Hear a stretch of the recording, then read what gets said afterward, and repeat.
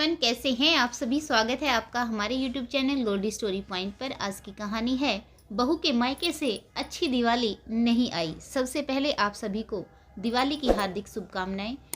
जो भी चैनल पर नए आए हैं, चैनल को लाइक, शेयर और सब्सक्राइब करना न भूलें। घंटी का बटन दबाकर ऑल आइकन ज़रूर प्रेस करें ताकि हमारे आने वाली कहानियों की नोटिफिकेशन आप तक पहुँचती रहे। तो चलिए शुरू करते हैं आज की कहानी। सुषमा जी अपनी बड़ी बहन कृष्णा से फ़ोन पर बातें कर रही थी तो उनकी बहन बोली, अरे सुषमा, इस बार तो बहू की पहली दिवाली है। बहू के मायके से बढ़िया सामान आएगा। कब आ रहे हैं वे लोग? सुषमा जी बहू के मायके वालों को कोसते हुए बोली, अरे जीजी, क्या आएगा बहू के मायके से? कंगाल लोग हैं, रोने बैठ जाएंगे कि अभी तो शादी में इतना खर्च किया था, अब फिर दोबारा कहाँ से दें। बड़ी बहन कृष्णा बोली, अरे ऐसा क्यों बोल रही है? अच्छा भला तो देते हैं। शादी में भी इतना सारा सामान, महंगा, एक से बढ़कर एक चीज़ दी थी। भला अब क्यों पीछे हटेंगे? तू अपनी भी तो बता, बहू के भाई भतीजों के लिए तू क्या क्या लेकर आई?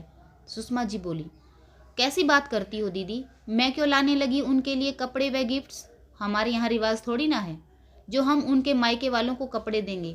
हमारे यहाँ तो रिवाज है कि जितना मैं दूंगी उसका 2-3 गुना करके उन्हें देना पड़ेगा। इसलिए तो मैं 51 रुपये और नारियल से बहू के भाई का टीका कर दूंगी। सुषमा जी का एक ही बेटा है और एक ही बेटी। बेटी की शादी 2 साल पहले हो चुकी है। 2 महीने पहले ही बेटे शशांक की शादी प्रिया से हुई। सुषमा जी को हमेशा ही एक ही शिकायत रहती है कि बहू के मायके से कुछ भी अच्छा नहीं आता। प्रिया के पिताजी अच्छे बिजनेसमैन हैं। वह अपनी बेटी को लेने देने में कोई कसर नहीं छोड़ते, परंतु फिर भी सुषमा जी की अपेक्षाएं और भी बढ़ती ही जा रही हैं। थोड़ी देर बाद सुषमा जी ने अपनी बहू प्रिया को हॉल में बुलाकर कहा, बहू, अपने पिता को फ़ोन करके कह देना दिवाली पर चांदी के लक्ष्मी गणेश देंगे और हल्के नहीं होने चाहिए और ना ही बहुत छोटे। 5 चांदी के सिक्के, सबके लिए कपड़े, 11 मिठाई के डिब्बे होने चाहिए। तुम्हारे लिए सोने का सेट होना चाहिए। सुषमा जी की बात सुनकर बहू प्रिया कुछ नहीं बोली। उसे अपनी सास की आदत के बारे में पता था, लेकिन वह अपनी सास की कही हुई बातों में से कोई भी बात अपने माता पिता को कहने के मूड में नहीं थी। वैसे भी उसके पापा बहुत कुछ देते हैं, अब अपने मुंह से मांगने कैसे मांगे। सास की तो मति मारी गई है, जो बेशर्मों की तरह रोज़ रोज़ नई नई डिमांड करती रहती है। भला कहकर भी कोई मांगता है? दुखी मन से प्रिया अपने कमरे में आ गई। प्रिया के वहाँ से चले जाने के बाद सुषमा के पति पारस जी बोले, सुषमा, तुमने भी तो बेटी के घर दिवाली भेजनी है, तुमने तैयारी कर ली? सुषमा जी बोली, बहू के घर से जो सामान आएगा उनमें से ही 5 मिठाई के डिब्बे उधर भिजवा दूंगी। कपड़े और चांदी के लक्ष्मी गणेश भी वही दे दूंगी जो बहू के मायके से आएगा। समधी जी देंगे, उसे हम घर में रखकर क्या करेंगे? अपनी बेटी के ससुराल दिवाली के गिफ्ट देने का काम चल जाएगा।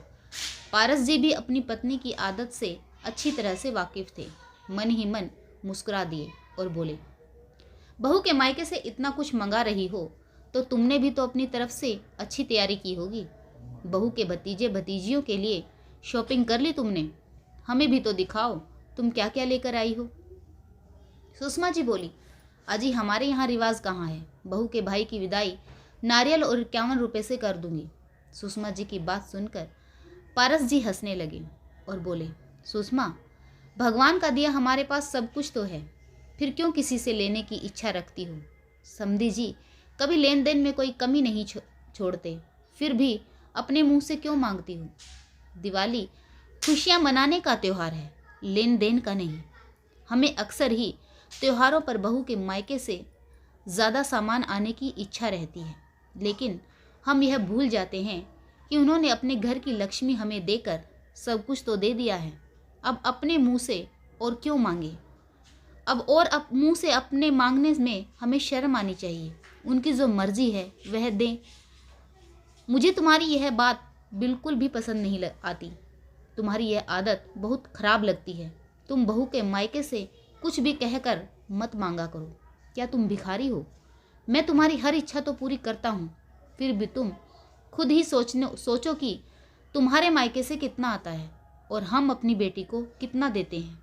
पारस जी की बातें सुनकर सुषमा जी को अपनी गलती का एहसास हुआ। उन्होंने अपनी बहू प्रिया को बुलाकर कहा, बेटी, आज मैंने जो भी कहा है वह भूल जाओ और आज के बाद से अपने मायको वालों से कुछ भी मत मांगना। बहू के मायके से ढेर सारा सामान की इच्छा नहीं करनी चाहिए। जितना और जैसा उन्हें देना है वह दें, वह उनकी मर्जी होगी। यह सुनकर प्रिया के चेहरे पर खुशी छा गई। आशा करती हूँ आपको यह कहानी ज़रूर पसंद आई होगी। कहानी पढ़ने के लिए आप सभी का एक बार फिर से बहुत बहुत धन्यवाद। कमेंट बॉक्स में यह लिखकर ज़रूर बताएं कि हमें अपनी बहुओं से के मायके से कुछ सामान आने की उम्मीद रहती है। हमेशा सास चाहती है कि बहू के मायके से एक से बढ़कर एक चीज़ आए, जबकि खुद अपनी बेटियों को क्या देती है यह वह भूल जाती है। कमेंट बॉक्स में अपनी राय ज़रूर दें। बहुत बहुत धन्यवाद। जय हिंद, वंदे मातरम, भारत माता की जय। जय जवान, जय किसान।